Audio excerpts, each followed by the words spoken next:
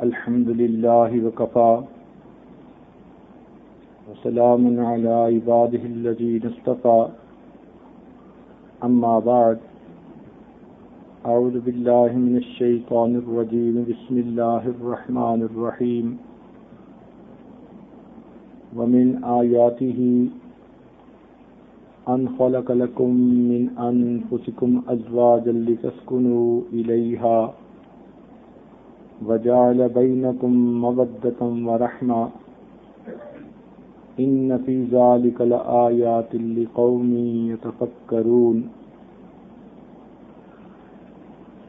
وقال الله تعالى في مقام آخر الطيبات للطيبين والطيبون للطيبات وفي مقام آخر الخبيثات للخبيثين والخبيثون للخبيثات وقال رسول الله صلى الله عليه وسلم النكاح نصف الإيمان أو كما قال عليه الصلاة والسلام سبحان ربك رب العزة عما يصفون وسلام على المرسلين والحمد لله رب العالمين اللهم صل على سيدنا محمد وعلى آل سيدنا محمد وبارك وسلم اللهم صل على سيدنا محمد وعلى آل سيدنا محمد وبارك وسلم اللهم صل على سيدنا محمد وعلى آل سيدنا محمد وبارك وسلم ارشاد باری تعالی ہے ومن آیاتہ، اور اللہ تعالیٰ کی نشانیوں میں سے یہ ہے ان خلق لکم من انفسکم ازواجا، کہ تم میں سے تمہارے لیے تمہارا جوڑا بنایا، بیویاں بنائیں، وجعل بینکم مودۃ ورحمہ لتسکنوا الیہا، تاکہ تم ان سے سکون حاصل کرو، وجعل بینکم مودۃ ورحمہ، اور تمہارے درمیان مودت اور رحمت رکھی گئی، ان فی ذلک لآیات لقوم یتفکرون، اس میں نشانیاں ہیں اس قوم کے لیے جو سوچتی ہے۔ چنانچہ آج کی گفتگو کا عنوان یہ ہے کہ خامدوں کو گھروں میں اپنی بیویوں کے ساتھ کیسے رہنا چاہیے۔ گھر آباد کرنے کے لیے کچھ اصول و ضوابط ہوتے ہیں، اگر اس کے مطابق زندگی گزاریں تو گھر آباد ہو جاتے ہیں، اور جہاں کوئی اصول ہی نہ ہو، کوئی قانون ہی نہ ہو، کوئی طریقہ ہی نہ ہو، تو وہ گھر تو جانوروں کا دربہ ہے، اس گھر کے اندر کسی کو سکون نہیں مل سکتا۔ نبی علیہ السلام نے ارشاد فرمایا حبب الی من دنیاکم ثلاث، تمہاری دنیا میں سے مجھے 3 چیزیں پسند ہیں۔ سبحان اللہ، تمہاری دنیا کا لفظ کہہ کر بتلا دیا کہ مجھے اس سے کوئی سروکار نہیں، مجھے دنیا سے کوئی محبت نہیں، تمہاری دنیا میں سے مجھے 3 چیزیں محبوب ہیں۔ کون کون سی؟ فرمایا الطیب، مجھے خوشبو بہت پسند ہے، اور دوسری بات فرمایا المرأۃ الصالحہ، نیک بیوی، وہ مجھے بہت پسند ہے، اور تیسرا فرمایا جعلت قرۃ عینی فی الصلاۃ، میری آنکھوں کی ٹھنڈک نماز میں بنا دی گئی ہے۔ یعنی 3 باتیں ایسی کہیں کہ پوری زندگی کے لیے نچوڑ ہیں، اس لیے کہ عطر اور خوشبو سے دماغ معطر ہوتا ہے، نیک بیوی کو دیکھ کر دل کو سکون ملتا ہے اور نماز پڑھ کر انسان کی روح کو سکون ملتا ہے۔ گویا یہ تین چیزیں ایسی ہیں جو انسان کے دل و دماغ کو سکون دیتی ہیں اور انسان کو دنیا میں جنت کے مزوں کا نمونہ محسوس ہوتا ہے۔ شادی کا بنیادی مقصد کہ میاں بیوی کے ذریعے گناہوں سے بچے اور بیوی اپنے میاں کے ذریعے گناہوں سے بچے، اس لیے ان دونوں کو زندگی کا ساتھی کہتے ہیں۔ دونوں نے ایک دوسرے کے ذریعے سے گناہوں سے بچنا ہے اور اللہ تعالیٰ کی فرما برداری والی زندگی گزارنے میں ایک دوسرے کا معاون بننا ہے۔ ان کا تعلق ایک دوسرے کے ساتھ کتنا مضبوط ہے، قرآن مجید نے ایسی مثال دی کہ دنیا کا کوئی مذہب ایسی مثال نہ دے سکا۔ ارشاد فرمایا، ہن لباس لکم وانتم لباس لہن، تمہاری بیویاں تمہارے لیے لباس کی مانند ہیں اور تم اپنی بیویوں کے لیے لباس کی مانند ہو۔ لباس کے دو فائدے، ایک تو اس سے انسان کے بدن کے عیب چھپ جاتے ہیں۔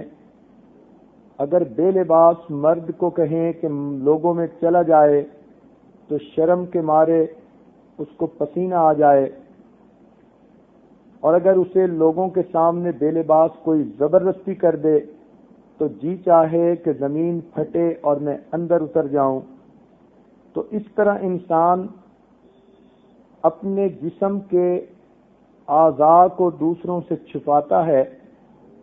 یہ ایک قدرتی شرم اور حیا کا تقاضا ہے۔ تو لباس کا ایک فائدہ کہ یہ انسان کے عیبوں کو چھپاتا ہے، اور دوسرا فائدہ کہ یہ انسان کو زینت بخشتا ہے۔ چنانچہ جسم تو چادر سے بھی چھپ جاتا ہے، مگر ہم اچھا لباس پہنتے ہیں سنت طریقے سے، سر پہ امامہ ہو، جبہ ہو، نیچے تہبند یا پاجامہ شلوار ہو، تو اس طرح پہن کر جب ہم چلتے ہیں تو لوگ شخصیت کو دیکھ کر متاثر ہوتے ہیں۔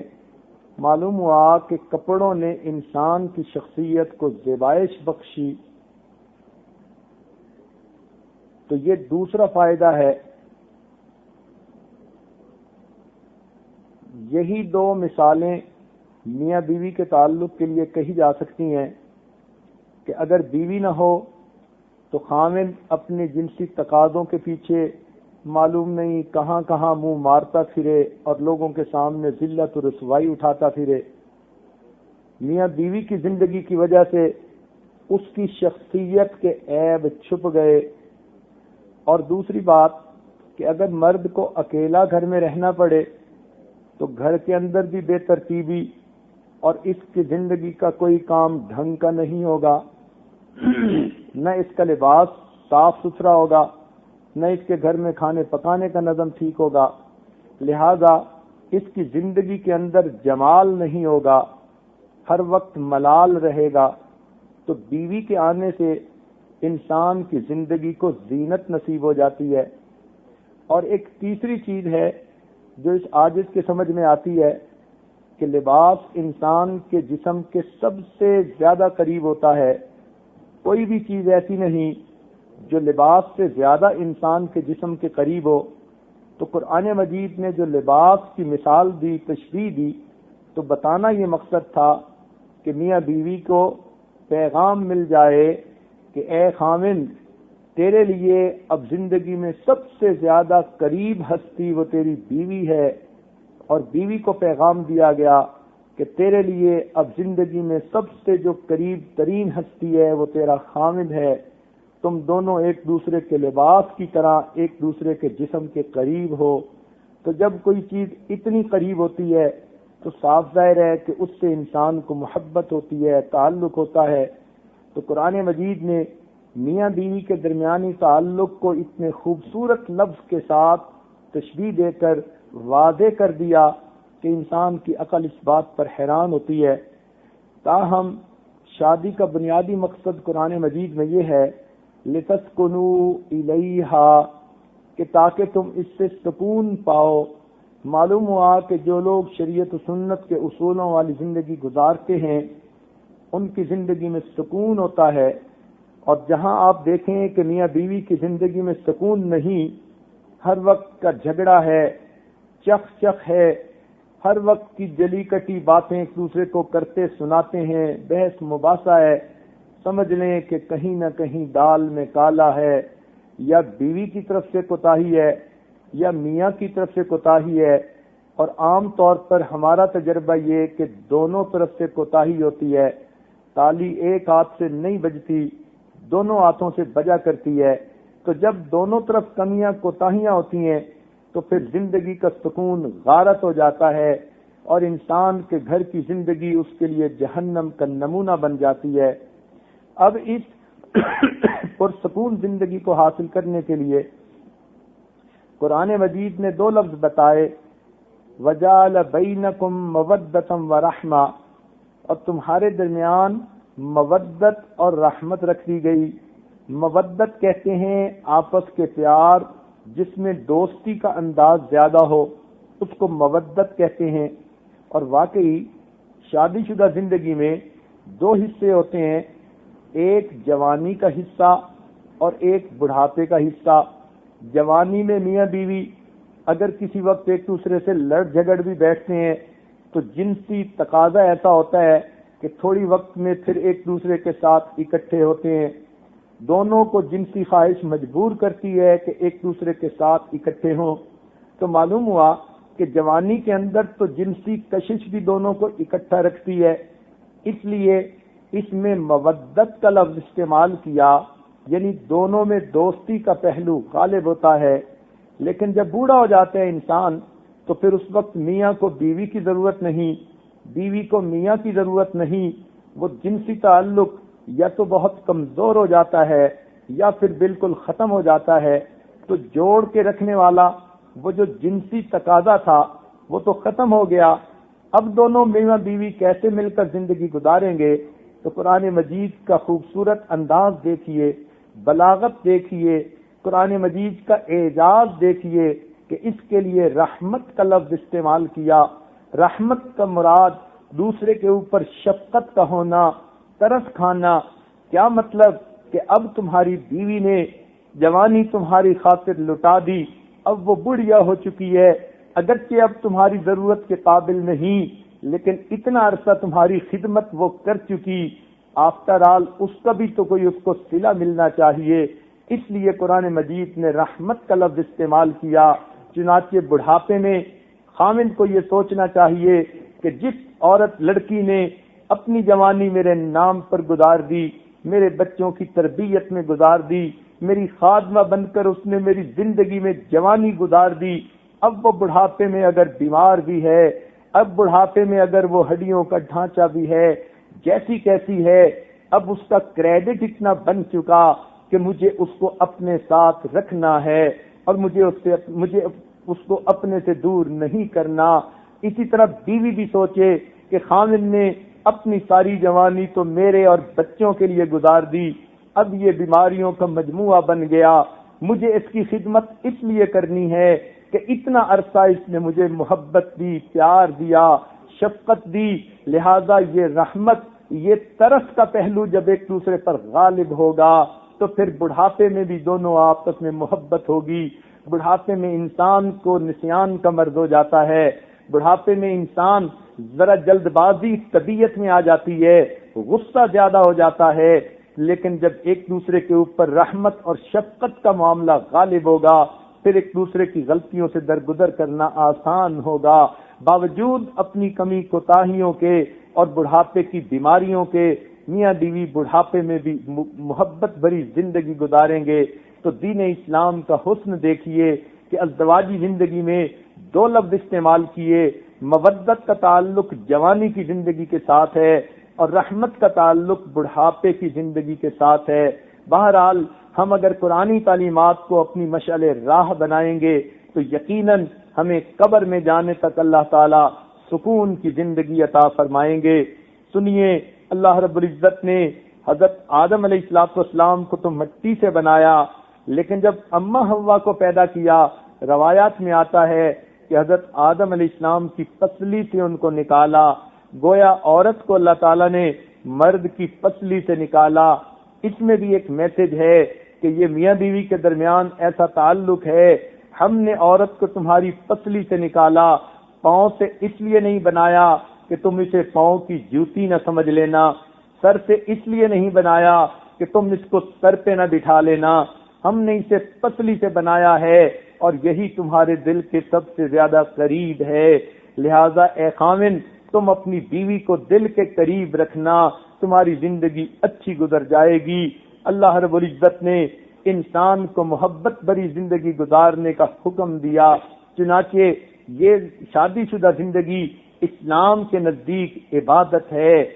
اللہ تعالیٰ فرماتے ہیں لا رہبانیت فی الاسلام، رحمانیت اسلام میں نہیں، فرمایا والرہبانیت ابتدعوها ما كتبناها علیہم، کہ رہبانیت جو عیسائیوں نے گھڑ لی تھی وہ تو ایک بدعت تھی، اللہ تعالیٰ نے تو اس کا حکم نہیں دیا۔ رہبانیت یہ تھی کہ لوگ کہتے تھے شادی شدہ زندگی اللہ کی معرفت کے راستے میں رکاوٹ ہے، لہذا مرد تو عیسیٰ صفت بن کے رہیں، عورتیں ننز بن کے رہیں، ساری زندگی شادی نہ کریں تاکہ اللہ کی معرفت میں رکاوٹ نہ ہو۔ اسلام نے آ کر بات کو کھول دیا کہ نہیں، یہ تو من گھڑت بدعت ہے، شادی اللہ تعالیٰ کے تعلق میں رکاوٹ نہیں ہوتی۔ اے لوگوں، غاروں میں جا کر تم اللہ رب العزت کو نہیں پا سکتے، اللہ تعالیٰ کو جو راستہ جاتا ہے وہ جنگلوں اور غاروں سے ہو کر نہیں جاتا، ان گلی کوچوں بازاروں سے ہو کے جاتا ہے۔ تم اپنے گھروں میں اپنی بیویوں کے حقوق ادا کرو گے تو پھر اللہ تعالیٰ کا قرب پالو گے۔ لہذا دین اسلام نے جو ہے محبت و پیار کی زندگی گزارنے کی تلقین دی۔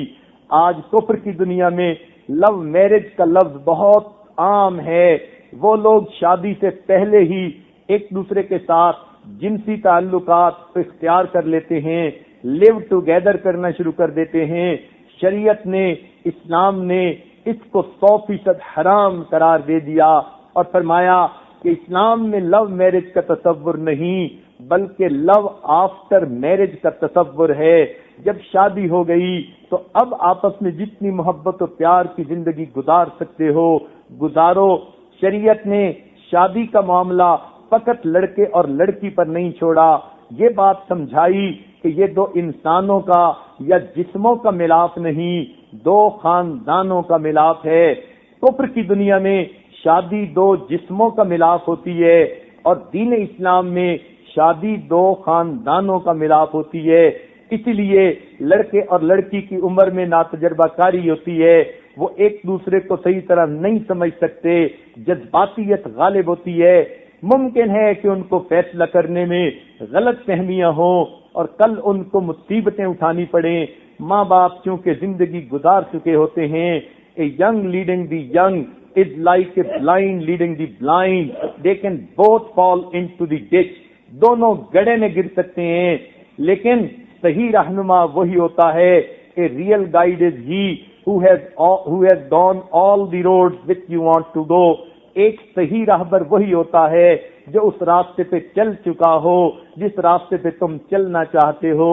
تو ماں اور باپ زندگی گزار چکے ہوتے ہیں، اس لیے شریعت نے کہا کہ لڑکے اور لڑکی کو چاہیے کہ شادی کے معاملے میں ماں باپ کی تجویز کو بھی زیادہ وزن دے، ان کو موقع دے، وہ چناؤ کریں اور چننے کے بعد لڑکے سے بھی پوچھا جائے، لڑکی سے بھی پوچھا جائے، اگر دو چار پرپوزلز موجود ہیں ان میں سے جو زیادہ بہتر نظر آتی ہے اس کو لڑکا بھی اور لڑکی بھی اپنی پسند کے ساتھ اظہار کر دیا جائے۔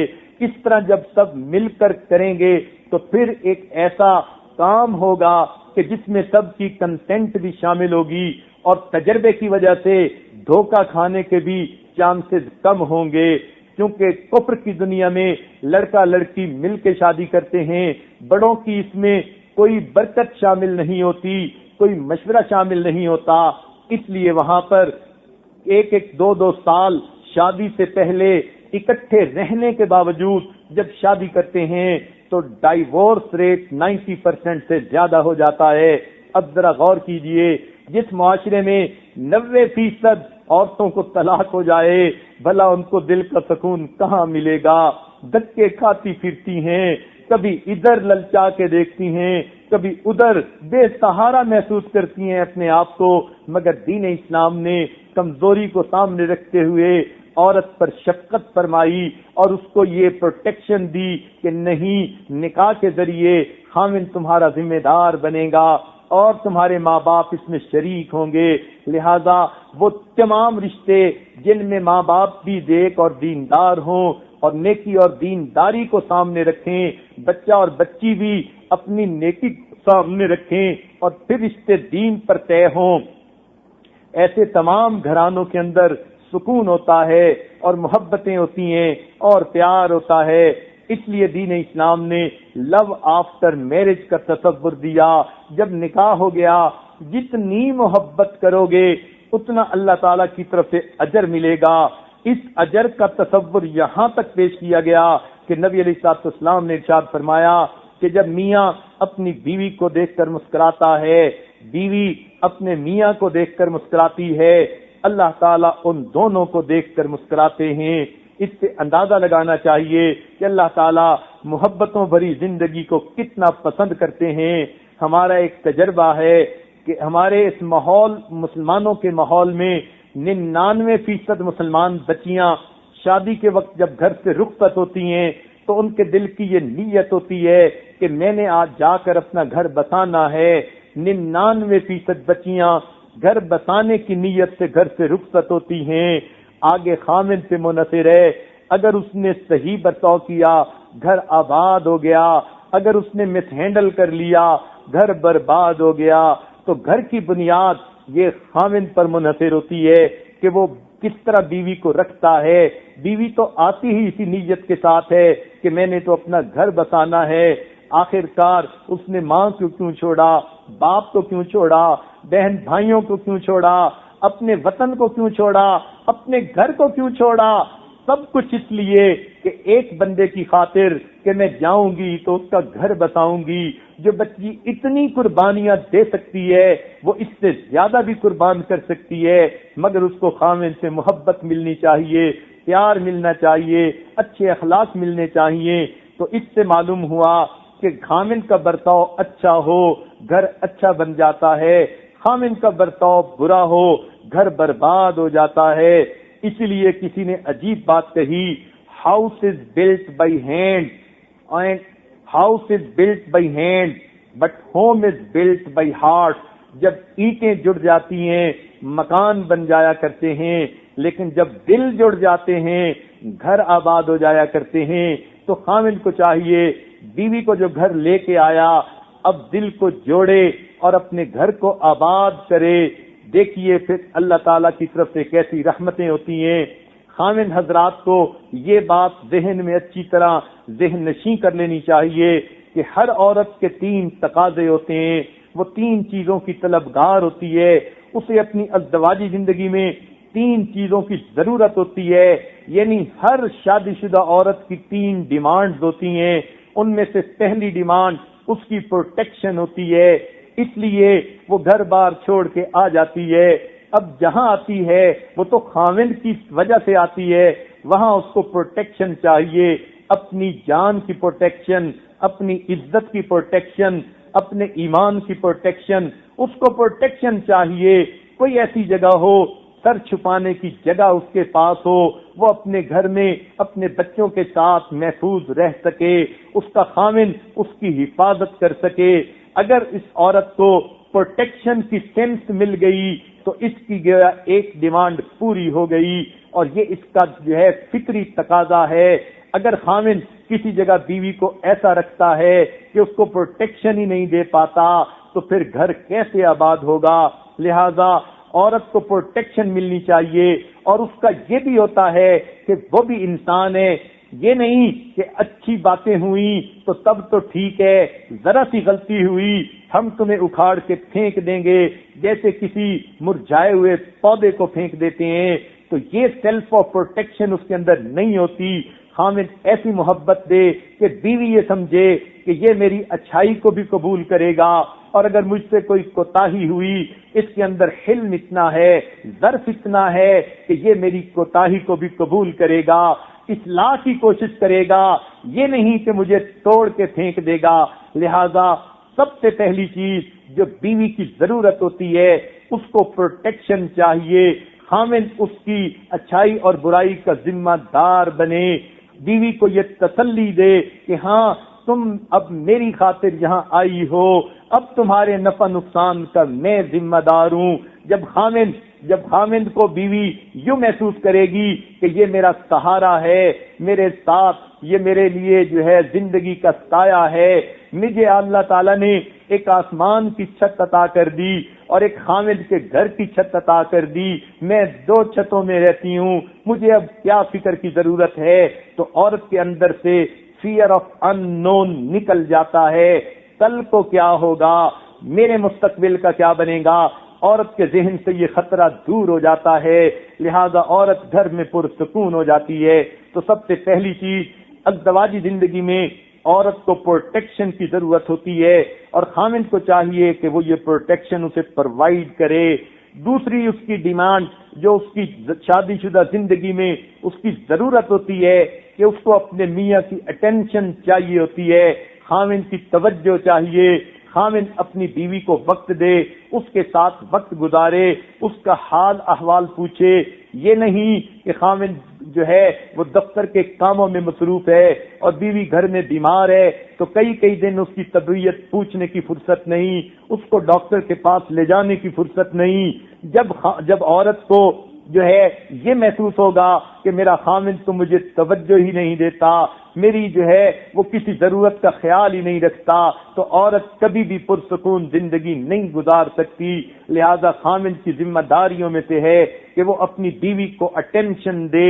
اٹینشن کا یہ مطلب نہیں ہے کہ گھر آ کے وقت تو گزار لیا مگر سارا وقت لڑتے جھگڑتے گزار دیا، اسے اٹینشن نہیں کہتے، یہ تو الٹا دوسرے کو بے سکون کر دینا ہوتا ہے۔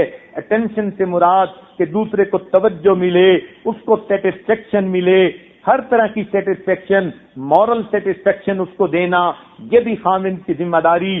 سیکشول سیٹسفیکشن دینا یہ بھی مرد کی ذمہ داری، تو اس کو سیٹسفیکشن پرووائڈ کرنا، تسلی مل جائے کہ خاوند میرے پاس آیا، اس کے زندگی کے کتنے باتیں ہوتی ہیں اس نے اپنے خاوند سے کرنی ہوتی ہیں، خاوند تو کبھی دفتر میں مصروف، کبھی اپنے بزنس میں مصروف، اور وہاں سے جب واپس آتا ہے تو بیوی بیچاری نے کتنی باتیں ہوتی ہیں جو خاوند کے ساتھ شیئر کرنی ہوتی ہیں۔ اب یہ میاں اگر کھانا کھا کے سو جائے گا اور بیوی سے بات بھی نہیں کرے گا تو پھر اس کو وہ مورل سپورٹ کہاں سے ملے گی؟ تو گویا یہ مورل سپورٹ یہ بھی خاوند نے اس کو پرووائڈ کرنی ہوتی ہے، اس کو شیئر کرنے کا موقع ملنا چاہیے، وہ اپنے دل کا دکھ بتا سکے، اپنے دل کا سکھ بتا سکے، وہ اپنی ہر ضرورت کو پورا کر سکے اپنے میاں کے ساتھ۔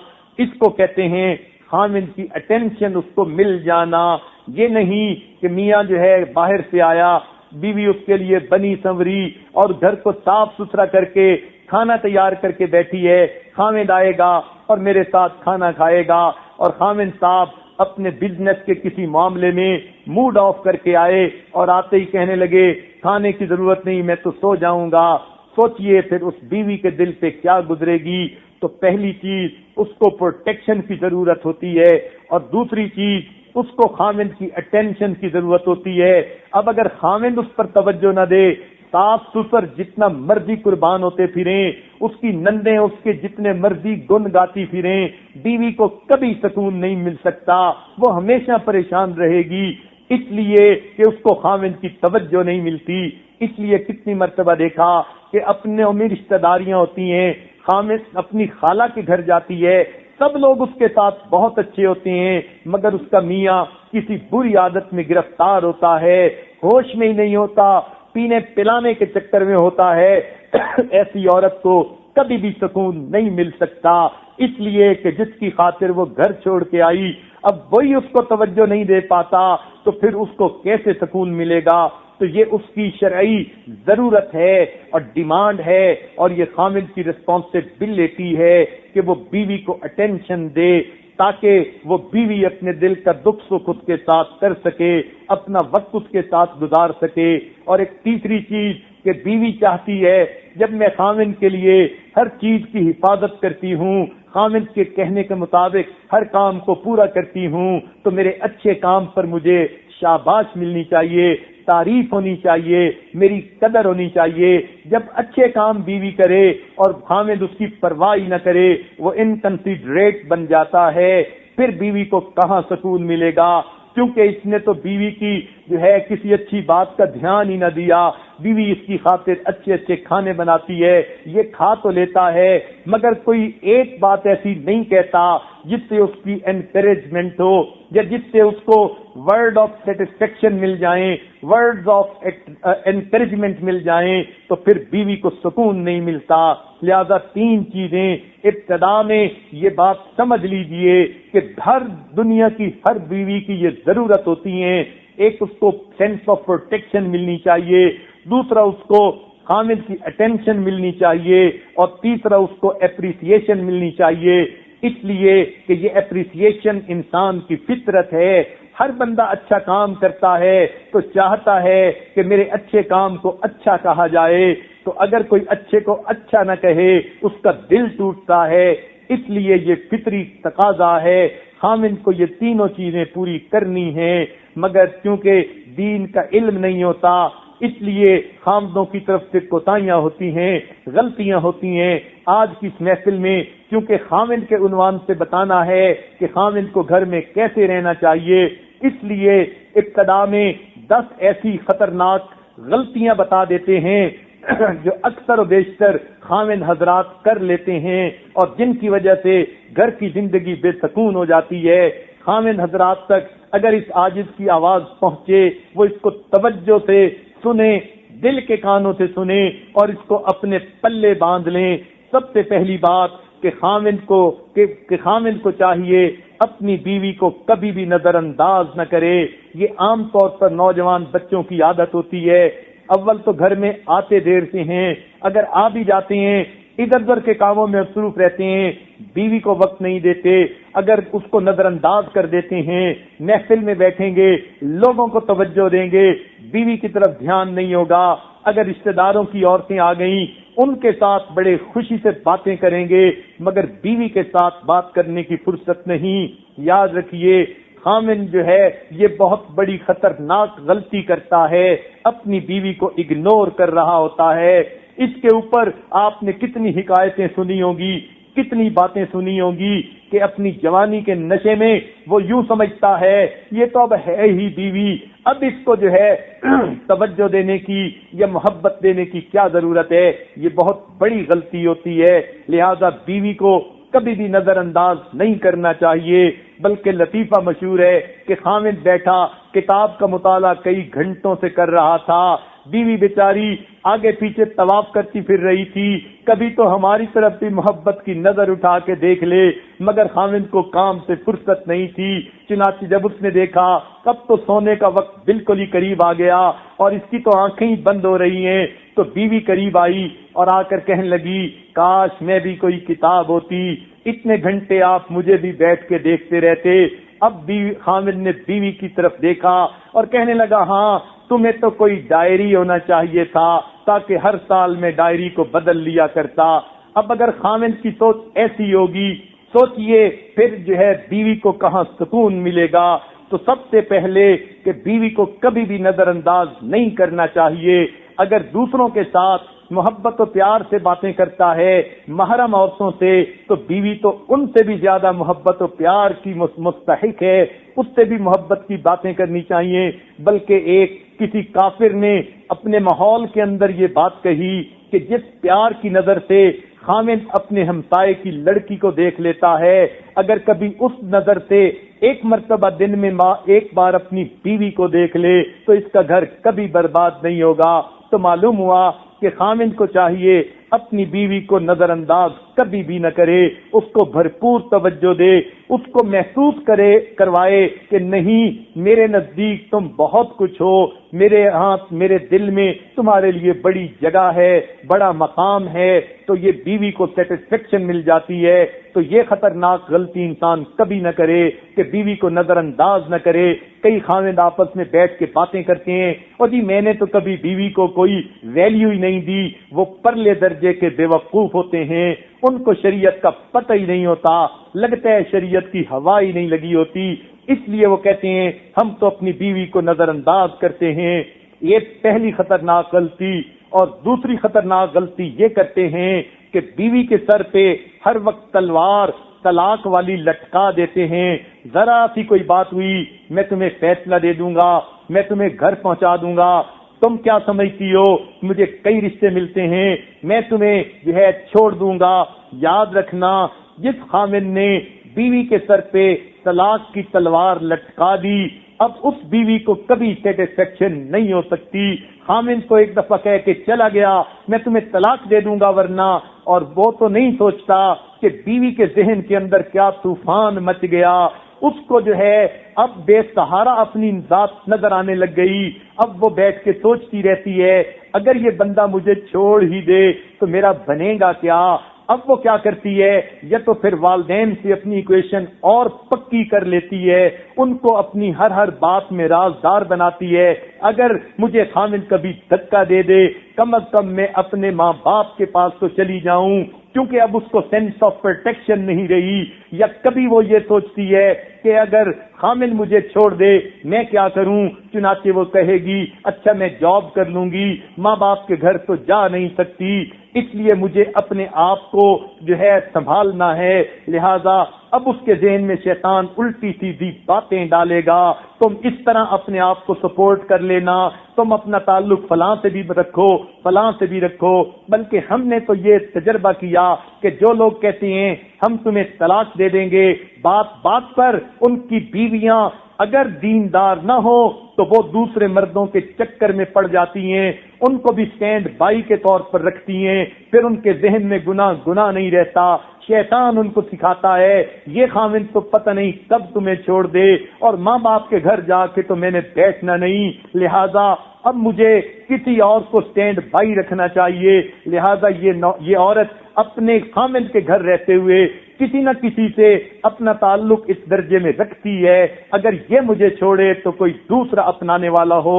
معلوم ہوا کہ یہ الفاظ، یہ تھریٹ ایسی ہے کہ یہ عورت کے لیے گناہوں کا دروازہ کھول دیتی ہے۔ خامدوں کو عقل کے ناخن لینے چاہیے اور یہ لفظ ان کو قطعاً استعمال نہیں کرنے چاہیے۔ جب بیوی بنا کے اپنا لیا، اب زندگی گزارنے کے سودے ہیں، جب تم اس کو تسلی دو گے وہ تمہارا گھر آباد کرے گی۔ تو یہ کتنی بے وقوفی کی بات ہے، چھوٹی چھوٹی باتوں میں اس کو کہتے ہیں میں تمہیں ڈائیورس کر دوں گا، میں تمہیں گھر پہنچا کے آؤں گا، ہاں میں تمہیں ماں باپ کے گھر بھیج دوں گا۔ تو اس سے کیا ہوتا ہے کہ عورت کے ذہن میں فیئر آف ان نون رہتا ہے، لہذا وہ خاوند کے ساتھ کبھی وفادار نہیں رہتی۔ خاوند نہیں سمجھتا طلاق کا لفظ عورت کے لیے بجلی کی طرح ہوتا ہے، لہذا اس لفظ کو کبھی بھی استعمال نہیں کرنا چاہیے۔ ویسے بھی حدیث پاک میں آتا ہے کہ جتنی چیزوں کو اللہ نے جائز فرمایا ان میں سب سے ناپسندیدہ چیز طلاق ہے، تو شریعت نے اس کو پسند نہیں کیا۔ ہاں ضرورت اور موقع کے مناسب کبھی ضرورت پڑ جاتی ہے کہ طلاق ہی علاج ہوتا ہے کسی کے حل کے مسئلے کا، تو اس لیے شریعت نے جائز تو کہہ دیا مگر اس کو پسند نہیں کیا۔ لہذا خامدوں کو چاہیے طلاق کا لفظ کبھی اپنی زبان سے مت نکالیں۔ چنانچہ ہمارے تجربے میں ایک بات آئی، ایک میاں بیوی تھے، میاں صاحب نے ایم اے کیا ہوا تھا، کالج کے اندر پروفیسر تھے، اور ان کی بیوی نے ایم اے LLB کیا ہوا تھا۔ دونوں نیک دیندار تھے، جوان العمر تھے، مگر دونوں کے گھر میں کھٹ بٹ رہتی تھی، کوئی پرسکون زندگی نہیں تھی۔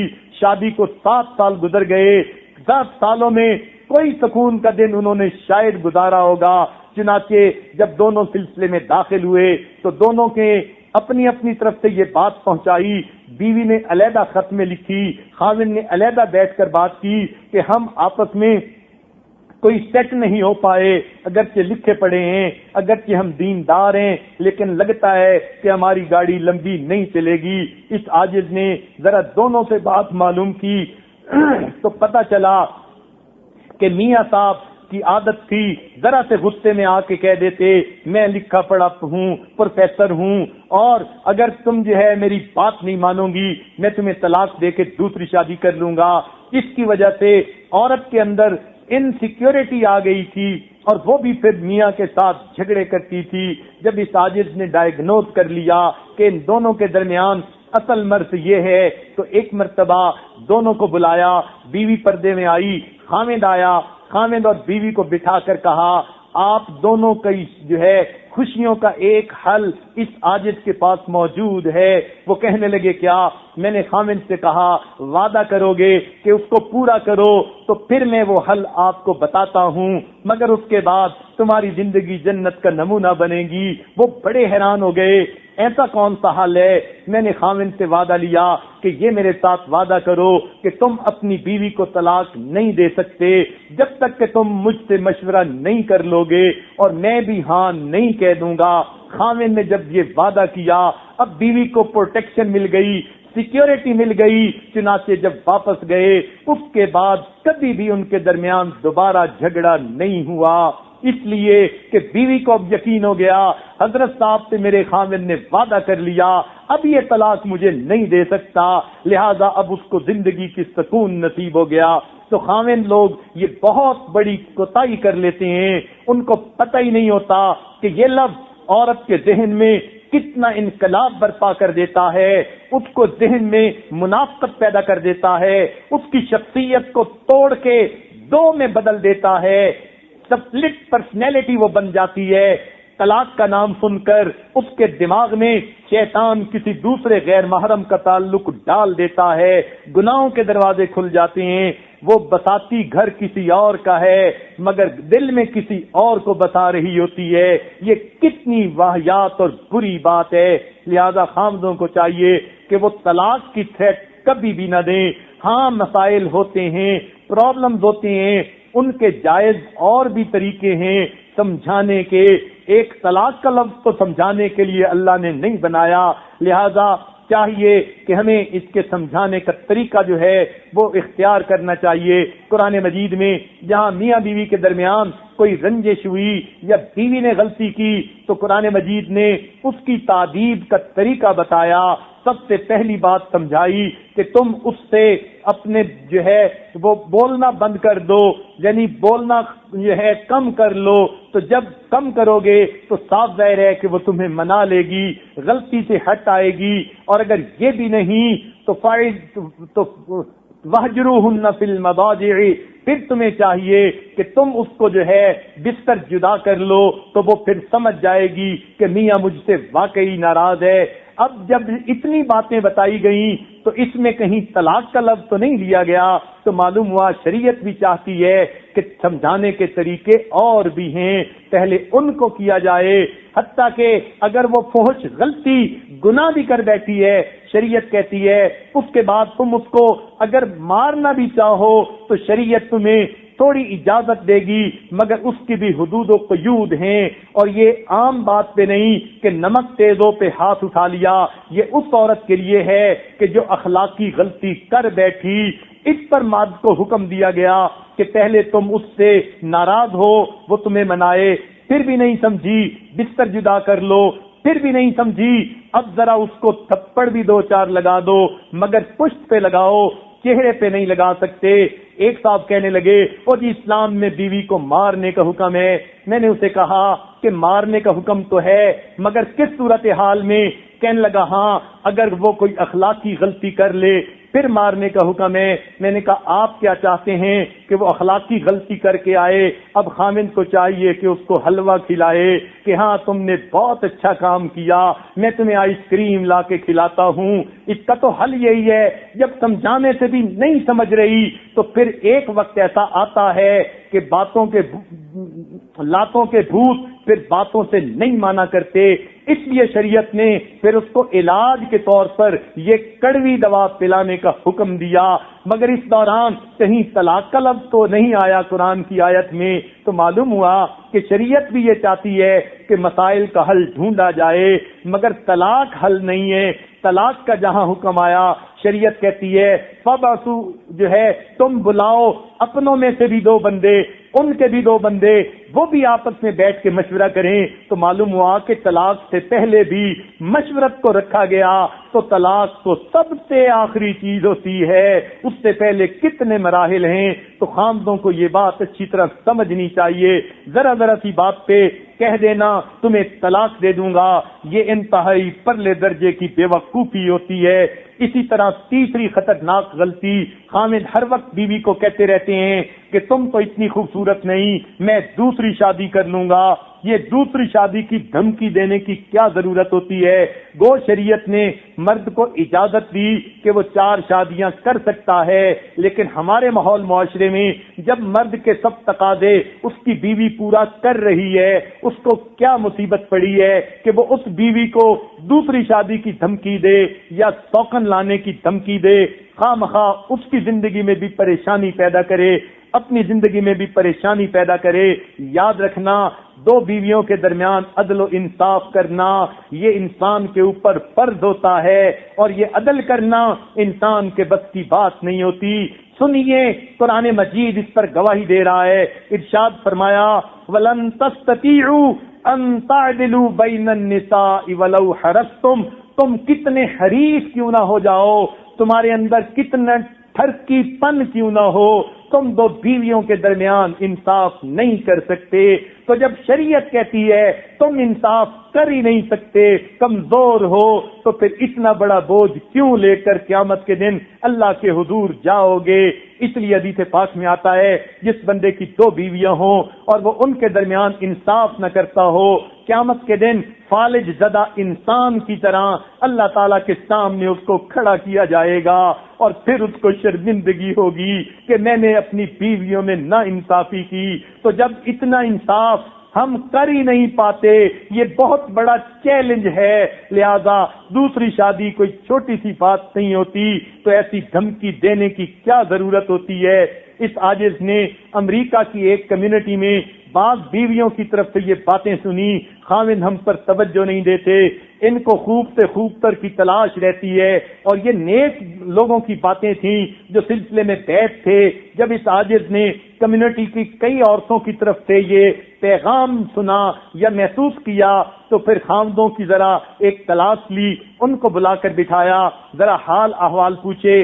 پتہ یہی چلا کہ اس ماحول میں چونکہ ان کو ہر طرف گوری لڑکیاں ملتی ہیں، ایک سے بڑھ کر ایک خوبصورت ہوتی ہے، تو ذہن اسی طرف رہتا ہے کہ یہ بیوی تو اتنی خوبصورت نہیں، فلاں لڑکی زیادہ خوبصورت ہے، اس کے ساتھ بھی شادی ہو سکتی ہے۔ تو اب دوسری شادی کا خیال ان کے ذہن میں ہے، کریں یا نہ کریں یہ اور بات ہے، مگر آپشن ان کو نظر آتی ہے، لہذا اس وجہ سے وہ گھر میں بیویوں کو پوری طرح پیار نہیں دیتے۔ لہذا اس عاجز نے ان سب کو ایک مرتبہ بلایا اور خوب ان کی اچھی طرح کلاس لی، اور ان کو کہا کہ تم اپنے ذہنوں سے آج یہ نکال دو کہ تم نے دوسری شادی کرنی ہے، جس سے پہلے کر لی ذرا اس کو تو مطمئن کر کے ہمیں دکھا دو، جب اس کو مطمئن کرو گے تب تمہارے بارے میں اگلی بات سوچیں گے، کیونکہ ان کا بیت کا تعلق تھا اور اس میں نیک دیندار اور متقی لوگ تھے، بڑے بڑے عالم لوگ تھے، کئی بڑے بڑے حافظ تھے، قاری تھے، اور دوسرے آفیسر حضرات تھے، کافی سارا مجمع تھا۔ جب سب کو اچھی طرح یہ بات سمجھائی گئی اور ان سے یہ وعدہ لیا گیا کہ تم اپنی موجودہ بیوی کو مطمئن کرو گے تو پھر تم میرے پاس آنا کہ اب ہمیں دوسری کی ضرورت ہے۔ جب وہ وعدہ کر کے گئے، چنانچہ 1 ہفتے کے اندر وہ خود واپس آئے اور کہنے لگے حضرت عجیب بات ہے، جس دن سے دوسری شادی کا خیال ہم نے ذہن سے نکال دیا، اب ہمیں یہ بیوی اتنی پیاری لگنے لگ گئی، شکل بھی اچھی لگتی ہے، عقل بھی اچھی لگتی ہے، کام بھی اچھے لگتے ہیں، گھر کے اندر سکون محسوس ہوتا ہے، اب ہم نے 100% نظروں کی حفاظت بھی کر لی ہے، تو یہ بہت بڑی خطرناک غلطی ہوتی ہے کہ خاوند اپنی بیوی کو دوسری شادی کی دھمکی دیتا رہتا ہے، ایک کو سنبھال نہیں سکتے اور دوسری کی باتیں کرتے ہیں۔ یہ تو ایسا ہی ہے کہ ایک آدمی ایک من بوجھ تو اٹھا نہ سکے کہ گردن ٹوٹی جا رہی ہے اور پھر جو ہے وہ دعوے کرے میں 1 من اور سر پہ اٹھا لوں گا، پھر تیری ریڑھ کی ہڈی ٹوٹے گی، تیرا تماشا دنیا دیکھے گی۔ یہی حال اس خامد کا ہوتا ہے، لہذا یہ خطرناک غلطی کبھی نہیں کرنی چاہیے، اپنی بیوی کو دوسری شادی کی دھمکی دینا۔ یاد رکھنا، اگر تمہیں دوسری بیوی مل سکتی ہے، تمہاری بیوی کو دوسرا خامد بھی مل سکتا ہے۔ اگر تمہارے ریئیکشن میں آ کے کبھی بیوی نے یہ جواب دے دیا ہاں میں بھی دوسری شادی کر کے دکھاؤں گی، تو کیا لڑکی کو لڑکا نہیں مل سکتا؟ پھر تمہارا کیا بنے گا؟ لہذا یہ انتہائی بڑی بے وقوفی ہوتی ہے، بیوی کو کبھی دوسری شادی کی دھمکی نہیں دینی چاہیے۔ چوتھی خطرناک غلطی عام طور پر خامد لوگ یہ کر لیتے ہیں کہ اپنی بیوی کی کسی غلطی پر اسے لوگوں کے سامنے روک ٹوک کرتے ہیں، لوگوں کے سامنے اس کا مذاق اڑا لیتے ہیں، لوگوں کے سامنے اس کو بے عزت کر دیتے ہیں، ڈانٹ پلا دیتے ہیں۔ اپنے طور پہ تو وہ اچھے بن جاتے ہیں، دوسروں کو میسج مل جاتا ہے کہ دیکھو گھر میں میرا کتنا کنٹرول ہے، بہن کے سامنے بیوی کو ڈانٹ پلا دی، ماں کے سامنے بیوی کو ڈانٹ پلا دی، اور بہن اور ماں کی نظر میں بڑے اچھے بن گئے کہ ہاں ہمارا بیٹا تو بڑا کنٹرول رکھتا ہے گھر میں۔ بہن کہتی ہے میرے بھائی کا تو گھر میں بڑا کنٹرول ہے، تو ماں بہن کی نظر میں اچھے بن گئے، مگر اپنی بیوی کی نظر میں تم نے اپنے وقار کو صفر بنا دیا۔ اس لیے ہر ایک کی اپنی عزت نفس ہوتی ہے، جب کسی کی عزت نفس کو مجروح کیا جائے گا تو پھر اس انسان کا دل ٹوٹ جائے گا، اور یہ چیز گناہ ہوتی ہے۔ ارے چھوٹے بچے کو لوگوں کے سامنے ڈانٹ دیا جائے، وہ رونا شروع کر دیتا ہے، اس کی عزت نفس مجروح ہوتی ہے، اور عورت تو پھر بالآخر بڑی ہوتی ہے، اس کو تو عزت نفس کی زیادہ پرواہ ہوتی ہے، لہذا اس کی عزت نفس کا خیال کرنا چاہیے، اس کو نصیحت کرنی ہے، تنہائی میں کرو، اور اگر تعریف کرنی ہے لوگوں کے سامنے کرو، اس کو زندگی کا اصول بنا لو۔ تنہائی میں بیوی کو اگر جلی کٹی بھی سنا دو گے بیچاری برداشت کر جائے گی، مگر لوگوں کے سامنے کی ذلت برداشت کرنا مشکل ہوتا ہے۔ اس لیے کسی کی ایگو کو ہرگز جو ہے ٹریگر نہیں کرنا چاہیے، اور یہ بات ذہن میں رکھیں کہ بیوی کو دوسروں کے سامنے کبھی بھی اس طرح تنقید کا نشانہ نہ بنائے، وہ زندگی کی ساتھی ہے، تھوڑا وقت دونوں کو علیحدگی میں ملتا ہے، ایک دوسرے کو سمجھا لو، جو سمجھانا ہے۔ لوگوں میں تم اس قسم کی باتیں کرو گے تمہاری اپنی ایکویشن ان بیلنس ہو جائے گی۔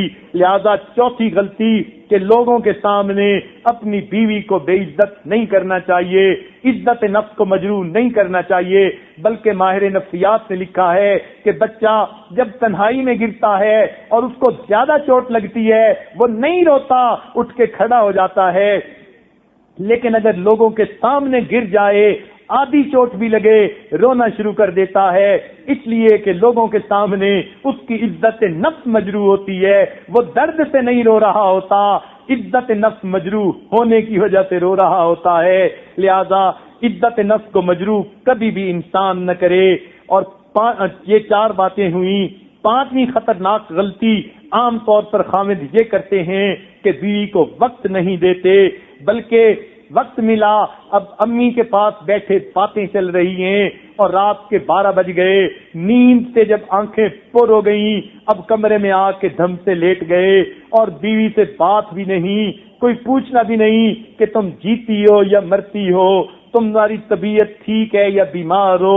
اب ایسا اگر خامن بیوی کو وقت ہی نہیں دے گا تو صاف ظاہر ہے کہ یہ بہت بڑی غلطی ہے، یہ اس کا شرعی تقاضا ہے کہ بیوی کو وقت ملے خامند کا، لہذا وقت دینا چاہیے۔ کچھ نوجوانوں میں یہ عادت ہوتی ہے، دوستوں کی محفل کی زینت بن کے بیٹھ جاتے ہیں اور رات کو 12-1 بجے گھر آنے کی عادت ہوتی ہے، یہ لوگ اپنے گھر کو اجاڑ بیٹھتے ہیں، دوستوں کی محفل کو سنوار بیٹھتے ہیں، تو بھلا کیا فائدہ اس کا؟ لہذا بیوی کو وقت دینا چاہیے.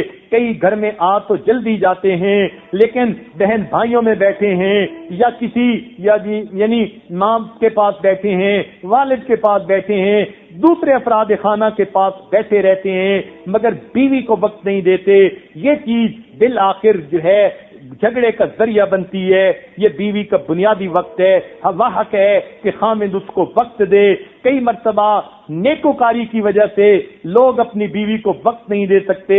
اب میں مراقبے میں جا رہا ہوں, محفل ذکر میں جا رہا ہوں, میں پیر صاحب کی محفل میں جا رہا ہوں, یا اب میں اپنے استاد سے پڑھنے کے لیے جا رہا ہوں, مدرسے میں جا رہا ہوں, یا اب میں گشت کرنے کے لیے جا رہا ہوں. یہ سب لوگ دین کے کاموں میں لگنے والے مگر ان کو دین کے کام کو اتنا اوپر سوار کر لیتے ہیں کہ بیوی کو گھر میں وقت نہیں دیتے. یہ نیک لوگ ہوتے ہیں, متقی پرہیزگار ہوتے ہیں مگر بہت بڑی غلطی کر لیتے ہیں. جب بیوی کو وقت نہیں دیتے تو نتیجہ اس کا کیا ہوتا ہے؟ گھر کی زندگی بے مزہ ہوتی ہے.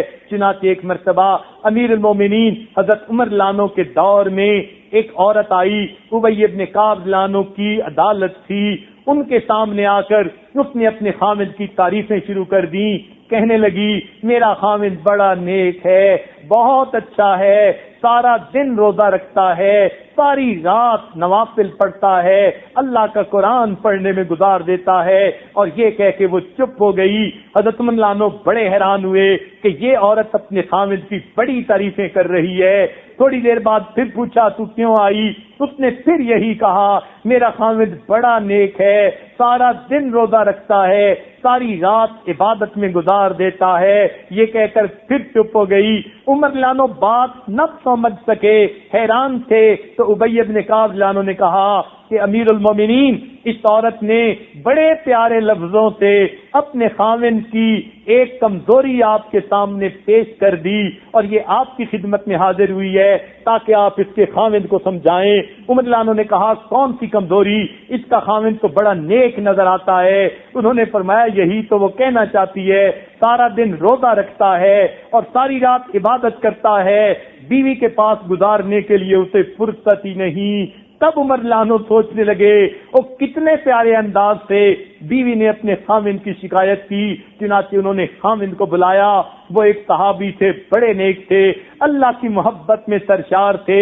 اللہ کی محبت ان کو دن میں بھی روزے سے رکھتی اور ساری رات مصلی پہ کھڑا رکھتی, قرآن کی تلاوت کی لذتیں لیتے تھے. جب وہ آئے تو انہوں نے بھی کہا جی ہاں میری بیوی کی طرف اتنا توجہ نہیں جاتی, لہذا میں اللہ کے قرآن میں اتنا مزہ پاتا ہوں. تو حضرت عمر لانو نے ابی ابن کعب لانو سے فرمایا جب آپ نے مسئلے کو سمجھا اب آپ مسئلے کا حل بھی آپ سمجھا دیجئے. چنانچہ ابی ابن کعب لانو نے ان کو کہا کہ دیکھو شریعت نے حکم دیا ہے اس لیے تم اپنی بیوی کو وقت دو.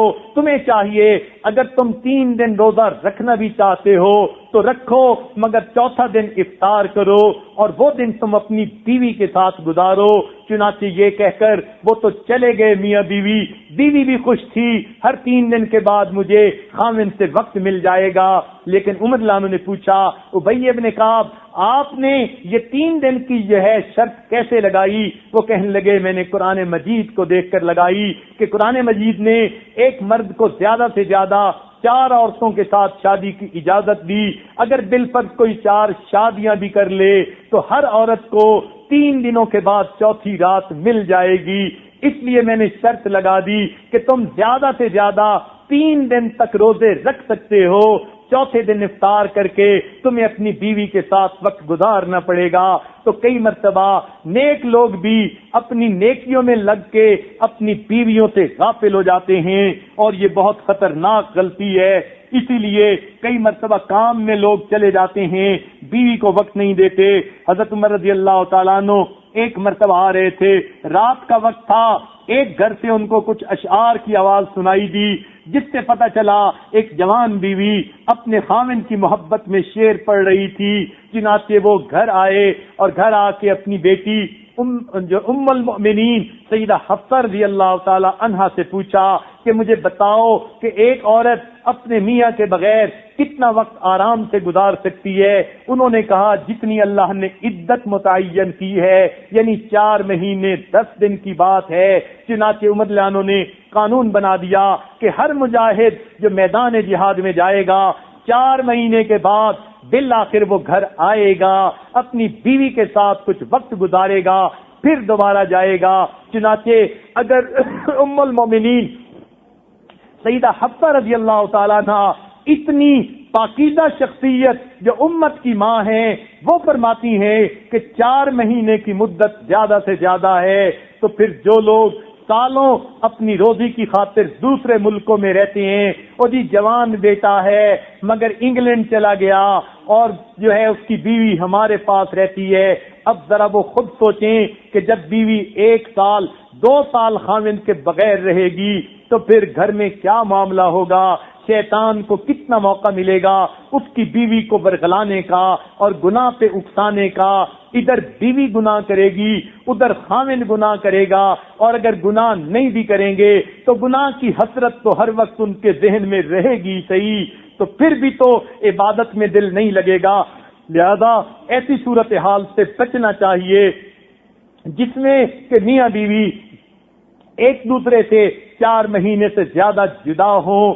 ہاں کبھی کوئی ایسی ضرورت ایک مرتبہ پڑ جائے کہ جیسے بالفرض کوئی 9 مہینے کے لیے چلا گیا، سال کے لیے چلا گیا، بیوی بھی بخوشی اجازت دیتی ہے، خامد بھی ہے، تو پھر ایسی صورتحال میں یقیناً بیوی اپنے وعدے کا پاس کرے گی، اس لیے کہ اس کے مشورت سے یہ بات طے ہوئی۔ مگر عام حالات میں ہم دیکھتے ہیں کہ بچے دوسرے ملکوں میں کام کاروبار کرنے کے لیے، کوئی سعودی عرب گیا 5 سال سے نہیں آیا، کوئی فلاں جگہ گیا 7 سال سے نہیں آیا، یہ بہت معیوب بات ہے، ہرگز نہیں۔ بیوی کا حق ہے اور یہ وقت دینا خاوند کی ذمہ داری ہے۔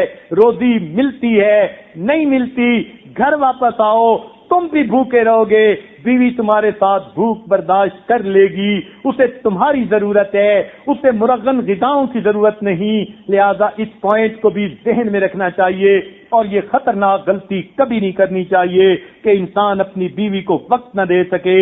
چھٹی خطرناک غلطی عام طور پر جو خامل کر لیتے ہیں وہ یہ کہ گھر میں اصولوں کی پابندی بیوی سے تو کرواتے ہیں مگر خود اصولوں کی پابندی نہیں کرتے، یہ بہت بڑی غلطی ہے۔ بیوی کو تو کہیں گے تم نے کزن سے پردہ کرنا ہے، کزن سے بات نہیں کرنی، لیکن جب اپنی کزن آتی ہے خود اس سے پردہ نہیں کرتے، خود اس سے ہنس ہنس کے باتیں کر رہے ہوتے ہیں۔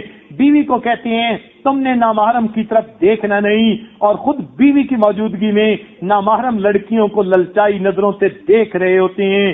پھر یہ جھگڑا نہیں بنے گا تو کیا بنے گا؟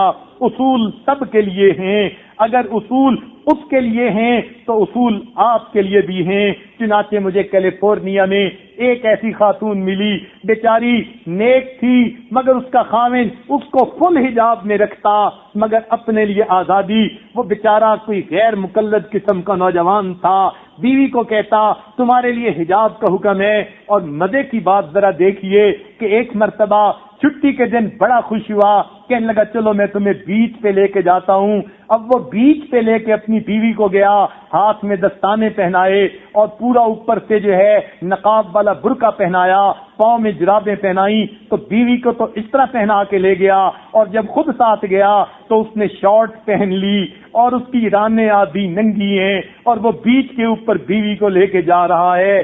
تو میاں تم ذرا عقل کے ناخن تو لو، تمہاری مت ماری گئی، تمہاری عقل چلی گئی۔ بیوی کے لیے تو اتنی پابندیاں اور اپنے لیے تمہاری یہ حالت ہے کہ شارٹ پہن کے آدھی رانیں ننگی کر کے تم دوسری جگہ جا رہے ہو جہاں غیر مسلم لڑکیاں بھی ننگی پھرتی ہیں، اور پھر وہ خود غیر مسلم لڑکیوں کو تو دیکھتا رہتا اور یہاں تک کہ کمنٹس بھی کرتا یہ لڑکی ایسی ہے، یہ ایسی لگ رہی ہے۔ اب سوچ سکتے ہیں اس کی بیوی کے دل پہ کیا گزر رہی ہوگی کہ مجھے تو اس نے یوں قید میں بٹھا دیا ہے، اور اپنی حالت یہ ہے کہ انگریز لڑکیوں کو فقط چند انچ کے کپڑوں میں جو وہ نہاتے ہوئے پہنتی ہیں ان میں چلتے ہوئے دیکھتا ہے، اور پھر کمنٹس بھی کرتا ہے اس کی چال ایسی، اس کی شکل ایسی، اس کا فلاں ایسا۔ تو یہ تو خاوند کی انتہائی بے وقوفی ہوتی ہے۔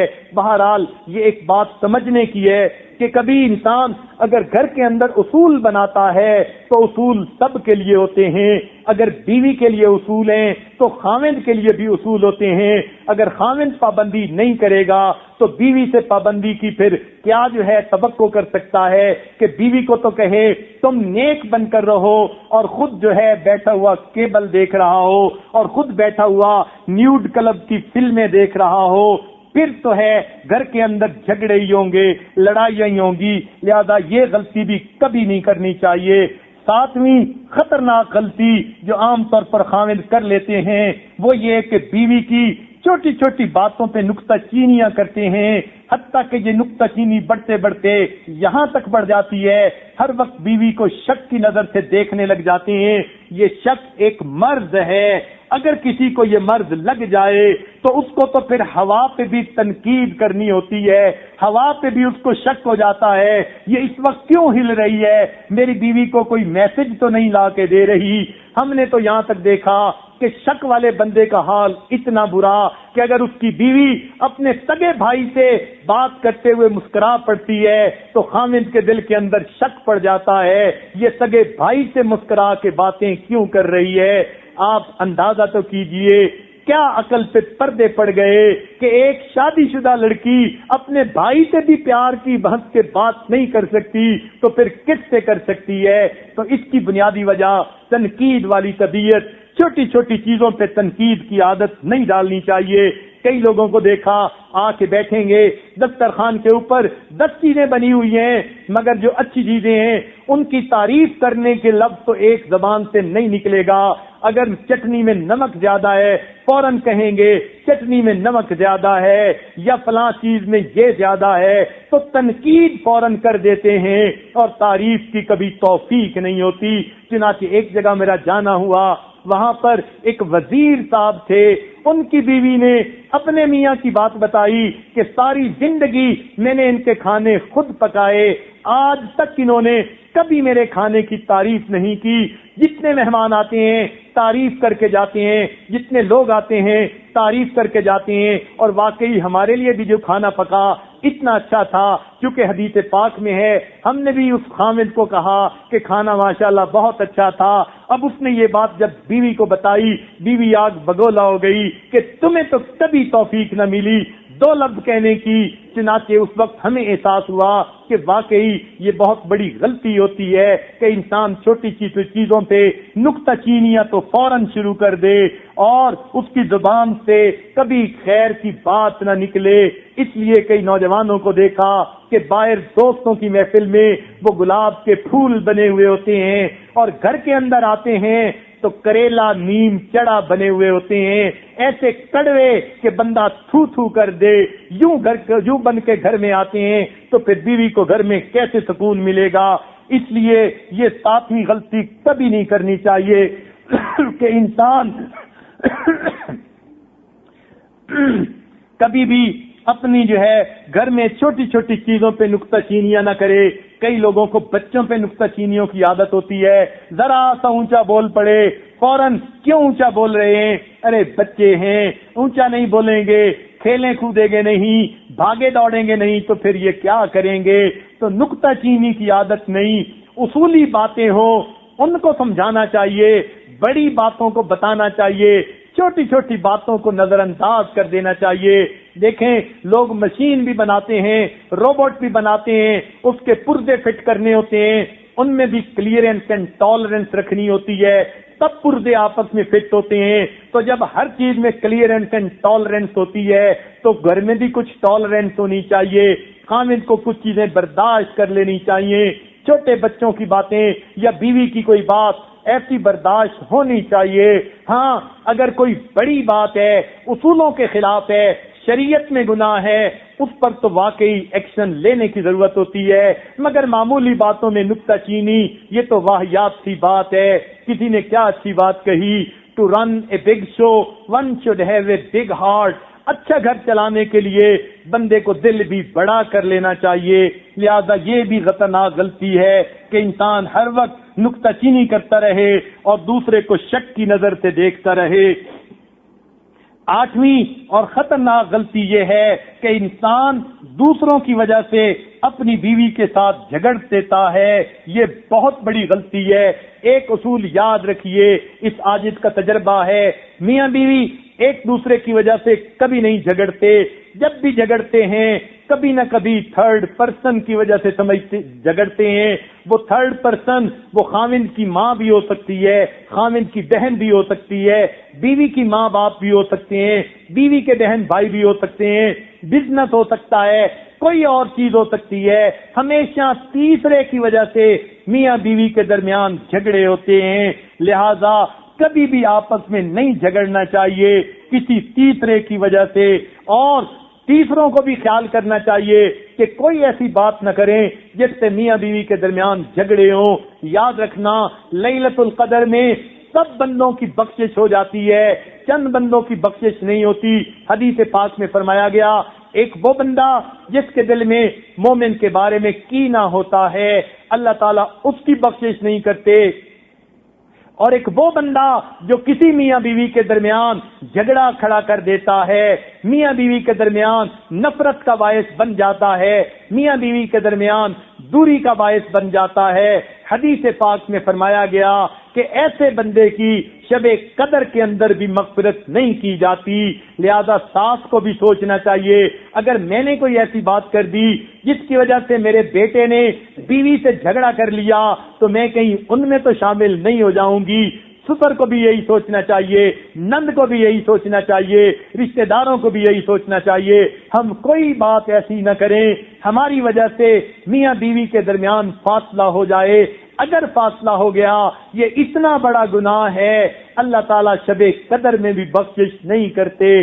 پھر ہمارا کیا بنے گا؟ لہذا میاں بیوی کو ایک دوسرے کے ساتھ کسی تیسرے کی وجہ سے ہرگز نہیں جھگڑنا چاہیے. یہ 8ویں بڑی خطرناک غلطی ہوتی ہے. 9ویں خطرناک غلطی وہ یہ ہوتی ہے کہ چھوٹی چھوٹی بات پہ انسان اپنی بیوی پہ شک کرتا ہے، الزام لگا دیتا ہے. یہ جو الزام کی بات ہے یہ بہت بڑی بری ہوتی ہے. خاوند نے دیکھا بیوی فون پہ بات کر رہی ہے، وہ بتا بھی رہی ہے کہ میں نے فلاں سے یہ بات کی، نہیں تمہیں کس کا فون آیا. اس قسم کے شک میں نہیں پڑنا چاہیے جب تک کہ کوئی ٹھوس بات سامنے نہ آئے یا شرعی دلیل سامنے نہ آ جائے. چھوٹی چھوٹی باتوں پہ شک میں آ جانا اور الزام لگا دینا یہ گھر کی بنیاد اکھاڑ دیتی ہے. یاد رکھنا، بیوی خاوند کا ہر ظلم برداشت کر سکتی ہے، خاوند کا الزام برداشت نہیں کر سکتی. تو جو لوگ اپنی بیوی پہ الزام دیتے ہیں، اور کئی ایسے ہوتے ہیں کہ ضروری نہیں کہ اخلاقی طور پر الزام، غلطیوں کا الزام بھی بیوی پہ، یہ نقصان ہوا تیری وجہ سے، بچے بگڑ گئے تیری وجہ سے، فلاں کام وقت پہ نہ ہوا تیری وجہ سے.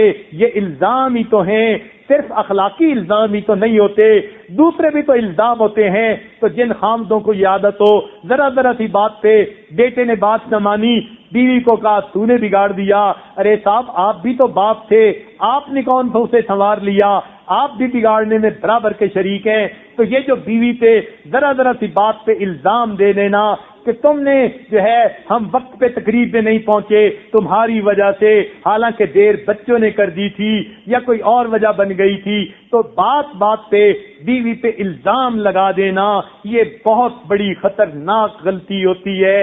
ایسی غلطی کبھی نہیں کرنی چاہیے. اور 10ویں اور آخری بڑی غلطی عام طور پر جو خاوند لوگ کر لیتے ہیں وہ یہ کہ بیوی کو کہتے ہیں کہ تم سے تو مجھے پیار ہے مگر تمہارے ابو اچھے نہیں لگتے، امی اچھی نہیں لگتی، مجھے تمہارے بھائی اچھے نہیں لگتے. عورت کو اگر یہ کہہ دیا جائے کہ اس کے قریب کے محرم رشتہ داروں سے مجھے نفرت ہے، سوچئے پھر اس بچی کے دل پر کیا بیتے گی. اور یہ غلطی تو عام طور پر کر لیتے ہیں. نوجوان لوگ نہیں سمجھتے کہ اس کی کتنی بڑی اہمیت ہے، اس لیے کہتے ہیں خبردار تو نے اپنے گھر نہیں جانا، خبردار تو نے اپنے گھر والوں سے بات نہیں کرنی. اور یہ معاملہ بڑا عجیب ہو جاتا ہے. چنانچہ ایک مرتبہ UAE میں ایک جوڑا جو بیت تھا اس کا معاملہ اس عاجز کے سامنے آیا. اور معاملہ بھی کیا تھا کہ خاوند کافی دین کی محنت میں وقت لگانے والے کئی کئی مہینے چلے لگانے والے، دیندار تھے، نیکوکار تھے، مگر گھر کے اندر ان کے پرابلم تھی، اور پرابلم بھی کیا تھی؟ ان کی بیوی عالمہ تھی، انڈیا میں ایک بڑے مدرسے سے فارغ ہو کر آئی تھی اور دین کا کام کر رہی تھی، اور وہ بیچاری ایک مرتبہ اس نے ایک فکرے کے اندر کچھ اپنے دل کا غم کہہ ڈالا کہ مجھے بہت جو ہے مصیبت ہے، پریشان ہوں، دعا کیجیے گا۔ چنانچہ میں نے میاں بیوی دونوں کو بلایا، اور دونوں کو بلا کر جب بات پوچھی، گھر کے حالات پوچھے، میاں تو کہنے لگا جی ہم بڑے پرسکون ہیں، مگر خاموشی سے بیوی بیٹھی ہوئی رونے لگ گئی، اس نے کوئی لفظ بھی نہ کہا۔ اس عاجز نے سمجھ لیا کہ کہیں نہ کہیں کوئی درمیان میں مسئلہ ہے، لوگ اپنی باتیں بتاتے ہیں، پیر حضرات باتوں کو سنتے ہیں، مگر ان بٹوین دی لائن ان کو خود ریڈ کرنا پڑتا ہے، سمجھنا پڑتا ہے کہ معاملہ کیا ہے۔ چنانچہ جب معاملہ سامنے آیا، پتہ چل گیا کہ انہوں نے اپنی بیوی پہ پابندی لگائی ہوئی ہے، تم اپنے گھر فون نہیں کر سکتی، ان کو خط نہیں لکھ سکتی۔ 4 سال گزر گئے تھے، وہ بچی اپنے گھر نہیں جا سکی تھی، اور حالانکہ خاوند کا کاروبار اتنا تھا، 1 سال میں وہ 4 مرتبہ چکر لگا سکتی تھی۔ خاوند خود ہر سال 3 یا 4 دفعہ اپنے ماں باپ کو مل لاتا، مگر اپنی بیوی کو اس نے 4 سال سے گھر نہیں جانے دیا۔ اس پر اور مصیبت دیکھیے، خط لکھنے کی اجازت نہیں، اور مصیبت دیکھیے، فون کرنے کی اجازت نہیں، پھر جلتی پہ تیل کا کام دیکھ لیجئے، خود بیوی کے پاس بیٹھ کے اپنے ماں باپ کو فون کرتا۔ کتنے بڑا ظلم ہے، اور یہ وہ دیندار بندہ اپنی نیک بیوی کے اوپر کر رہا تھا، اور بیوی بیچاری چونکہ نیک اور دیندار تھی، وہ خاوند کی خاطر یہ سب قربانی دے رہی تھی، مگر بیٹی تھی، اس کا بھی دل تڑپتا تھا میں کبھی اپنی ماں سے ملوں، اپنے باپ کو دیکھوں، لہذا اس کا دل غم زدہ رہتا تھا۔ اب بتائیے گھر میں اس کو کیسے سکون ملے؟ لہذا یہ بہت بڑی غلطی ہوتی ہے۔ میں نے اس آدمی کو بلایا اور میں نے اسے کہا کہ دیکھیں آپ کو یہ کیا کوئی شرعی دلیل ہے کہ اگر بیوی گھر جائے گی تو کوئی گناہ کا معاملہ ہوگا؟ کہنے لگا نہیں، ہرگز ایسی نہیں، میری بیوی تقیہ نقیہ پاک صاف ہے، اس کے گھر والے بھی نیک ہیں، مجھے ایسا کوئی خطرہ نہیں۔ میں نے کہا پھر جانے میں رکاوٹ کیا؟ کہنے لگے بس مجھے ویسے ہی وہ اچھے نہیں لگتے۔ میں نے کہا اچھا پابندی سن لیں، اگر تم 1 مرتبہ گھر چکر لگاؤ گے تو 1 مرتبہ بیوی کو بھی چکر لگانے کی اجازت ہوگی، 1 فون آپ کرو گے، 1 فون بیوی کو کرنے کی اجازت ہوگی۔ تو جب یہ ان کو بتایا کہ تمہارے گھر کے مسائل کا حل ہے، اب خاوند صاحب کی عقل ہوش میں آئی، مگر بیوی کہنے لگی نہیں حضرت مجھے ہر دن فون کرنے کی ضرورت نہیں، مہینے میں 1 دفعہ بھی امی سے بات ہو جائے تو میرے لیے تو عید کا دن ہو جائے گا۔ چنانچہ ان کے گھر کے سارے مسئلے اسی ایک مشکل کے بعد حل ہو گئے، اور گھر کے اندر پھر اللہ تعالیٰ نے پرسکون زندگی عطا کر دی۔